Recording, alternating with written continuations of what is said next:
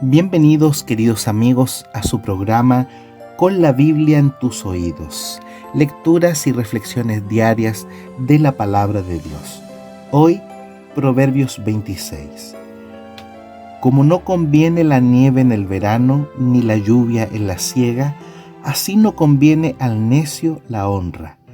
Como al gorrión en su vagar y como la golondrina en su vuelo, así la maldición nunca vendrá sin causa.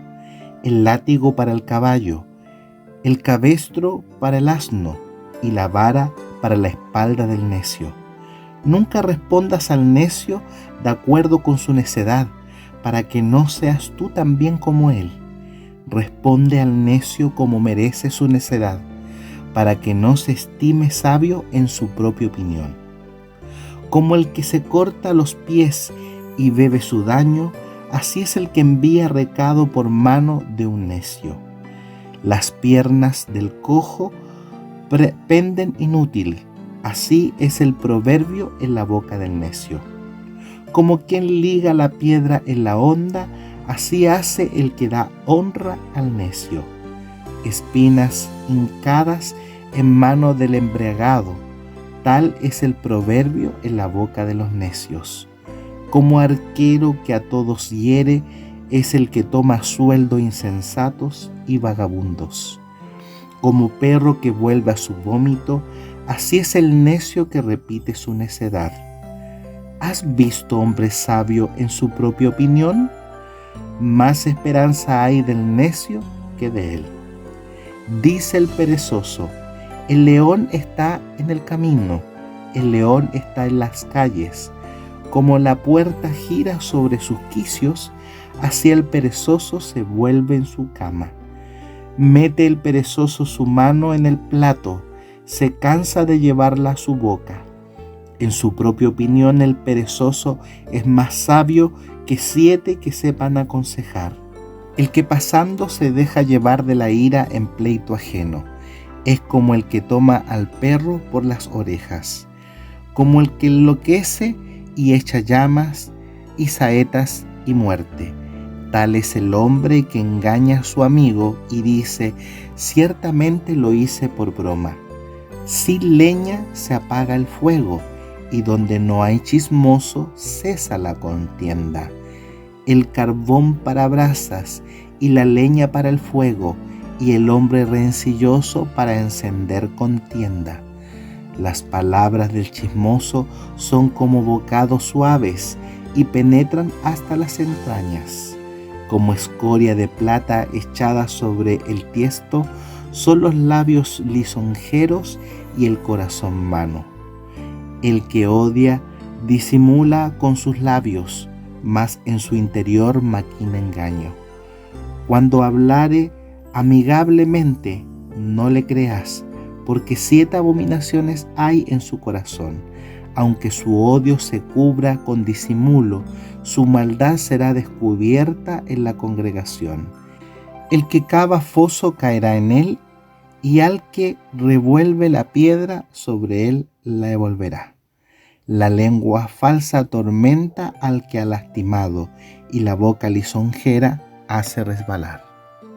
En este proverbio es muy interesante cómo se dice que las palabras del necio o confiar en un necio no es bueno. Por ejemplo, se le compara con las piernas de una persona que no camina, las palabras o el recado que uno le da a un necio.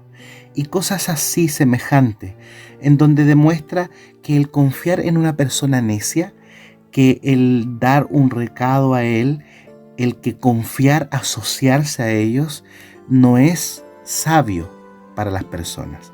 Cuando hablamos de un necio, recordemos que se trata de una persona que primeramente rechaza la sabiduría, una persona orgullosa, una persona que sabe en su propia opinión, una persona que no ha aceptado a Cristo en su corazón y no permite que Él sea su amigo, su consejero y la fuente de su sabiduría.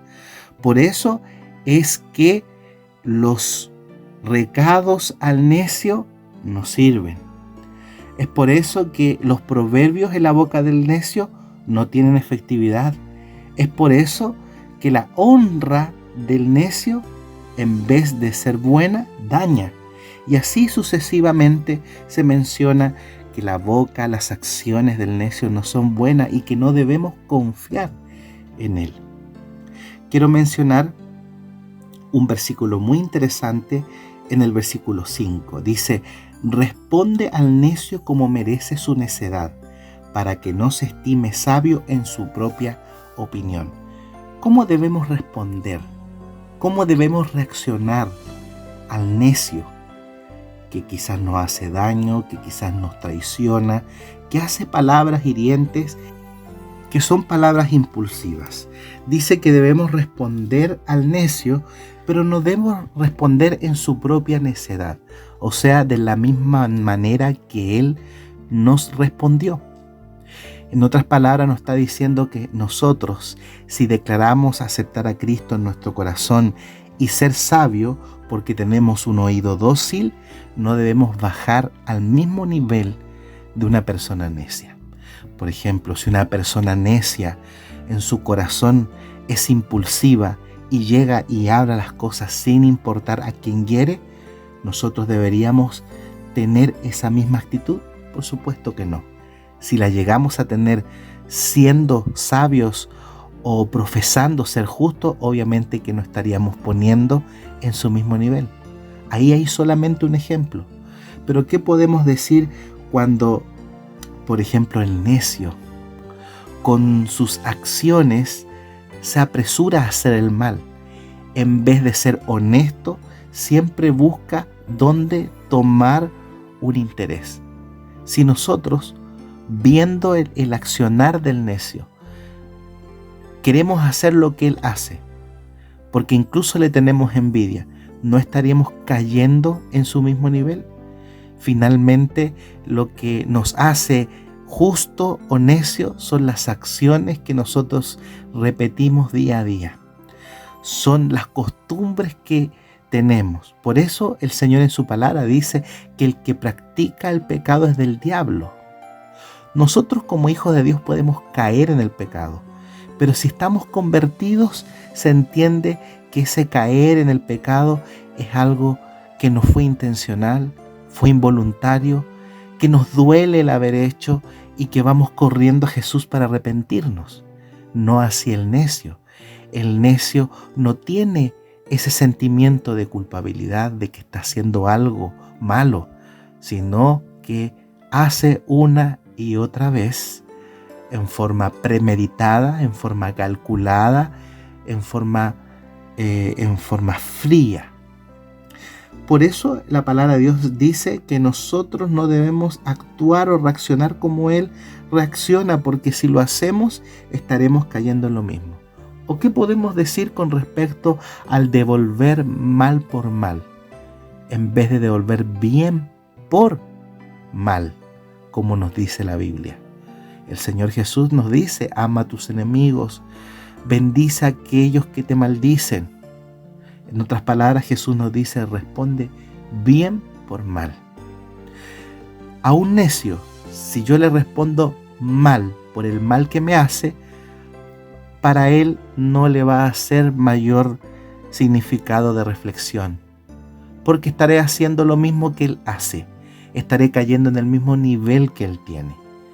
Pero ¿cómo podemos hacer que un necio deje de ser necio, que un necio deje y pase a ser ahora justo? Que nosotros actuemos de una manera mucho más elevada, sublime, con misericordia, con justicia, que lo que hace él. Por eso Jesús dijo: ¿cuál es la gracia de amar a aquellos que te aman? Lo que es más sorprendente es amar a aquellos que son nuestros enemigos. A lo mejor no vamos a ir y vamos a ser sus amigos día y noche de nuestros enemigos, pero el solo hecho de decir a nuestra mente que no vamos a tener ningún pensamiento negativo en contra de ellos, ya estamos amándolo. El hecho de que podamos desearle la vida eterna y que estén en el cielo con nosotros, ya estaremos deseándole lo bueno.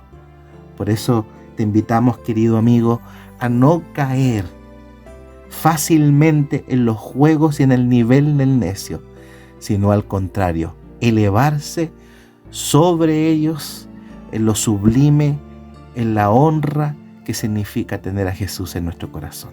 Que Dios te bendiga. Si te gustó este audio, te invitamos a suscribirte a este canal y darle me gusta a esta publicación. También te invitamos a compartir con tus amistades esta lectura de la palabra de Dios. Ahora haremos lectura al estudio diario de lecciones de vida, un estudio trimestral que en esta ocasión se titula La misión de Dios, mi misión.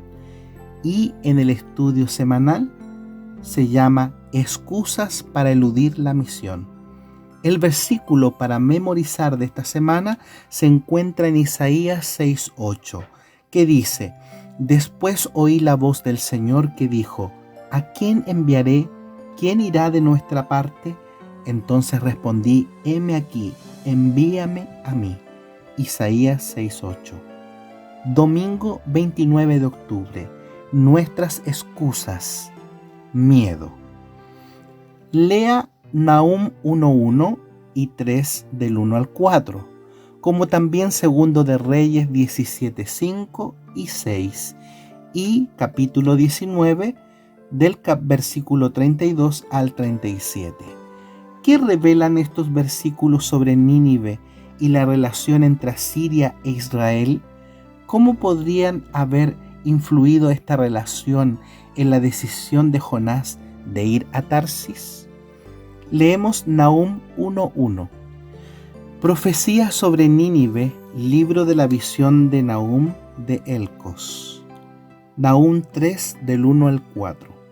Ay de ti, ciudad sanguinaria, toda llena de mentira y de rapiña, sin apartarte de pillaje, chasquido de látigos y fragor de ruedas, caballo atropellador y carro que salta, jinete enhiesto y resplandor de espada y resplandor de lanza y multitud de muertos y multitud de cadáveres, cadáveres sin fin, y en sus cadáveres tropezarán, a causa de la multitud de las fornicaciones de la ramera de hermosa gracia, maestra en hechizos, que seduce a las naciones con sus fornicaciones y a los pueblos con sus hechizos. Cierre de cita. Segundo de Reyes 17, 5 al 6. Y el rey de Asiria invadió todo el país y sitió a Samaria, y estuvo sobre ella 3 años. Y en el año 9 de Oseas, el rey de Asiria tomó a Samaria, y llevó a Israel cautivo a Asiria, y los puso en Halá, de Habor, junto al río Josán, en las ciudades de los medos. Cierre de cita. Segundo de Reyes 19, 32 al 37. Por lo tanto, así dice Jehová acerca del rey de Asiria: no entrará en esta ciudad, ni echará saeta en ella, ni vendrá delante de ella con escudo, ni levantará contra ella baluarte. Por el mismo camino que vino volverá, y no entrará en esta ciudad, dice Jehová, porque yo ampararé esta ciudad para salvarla por amor a mí mismo y por amor a David mi siervo. Y aconteció que aquella misma noche salió el ángel de Jehová y mató en el campamento de los asirios a 185,000, y cuando se levantaron por la mañana, he aquí que todo eran cuerpos de muerte. Entonces Sennacherib, rey de Asiria, se fue y volvió a Nínive, donde se quedó. Y aconteció que mientras él adoraba en el templo de Nisroch, su dios, Adramelech y Sarecer, sus hijos, le hirieron a espada y huyeron a tierra de Ararat, y reinó en su lugar Esar-Adón, su hijo. Cierre de cita. Una de las razones por las que Jonás no quería ir a Nínive era el miedo. Los asirios eran enemigos temibles y Nínive era la capital del reino. Entre las ciudades del mundo antiguo, mientras Israel estaba dividido, Una de las mayores era Nínive, capital del reino asirio. En el tiempo de su prosperidad temporal, Nínive era un centro de crímenes e impiedad. La inspiración la ha caracterizado como una ciudad sanguinaria, llena de mentira y de rapiña. En lenguaje figurado, el profeta Nahum comparó a los ninivitas con un león cruel y devorador, al que preguntó: ¿sobre quién no pasó continuamente tu maldad? Nahum 3, 1 al 19. Ellen White, Profetas y Reyes, página 198. Nínive era una ciudad magnífica. Los historiadores nos dicen que Sennacherib expandió considerablemente la ciudad, incluyendo la construcción del enorme palacio del suroeste que medía 503 metros por 242 metros y contaba de al menos 80 habitaciones. También construyó 18 canales para transportar agua a la ciudad desde una distancia de unos 65 kilómetros. El tamaño por sí solo habría sido intimidatorio. Pero los asirios también eran despiadados. En su relato de la conquista de Babilonia, Sennacherib se jactaba de haber llenado las calles con los cadáveres de sus habitantes, jóvenes y viejos, y los grabados en relieve encontrados durante las excavaciones muestran escenas de soldados empalando a sus víctimas. No era gente con la que uno quisiera cruzarse, no eran reacios a emplear la violencia y eran particularmente crueles con aquellos que no les caía bien. Por cierto, con solo pensar que debían caminar entre las masas de gente de Nínive, Jonás debió de haber temblado de miedo. A pesar de todo esto, a menudo leemos la historia de Jonás con desaprobación, porque él permitió que el miedo se interpusiera en el cumplimiento de las instrucciones de Dios. De lo que no nos damos cuenta es que nosotros podemos hacer lo mismo, es decir, dejarnos controlar por nuestros miedos en lugar de ser guiados por Dios. Piensa en alguna ocasión en la que hayas sentido que Dios te ordenaba hacer algo que tú por miedo no querías realizar. ¿Qué lecciones aprendiste de esa experiencia?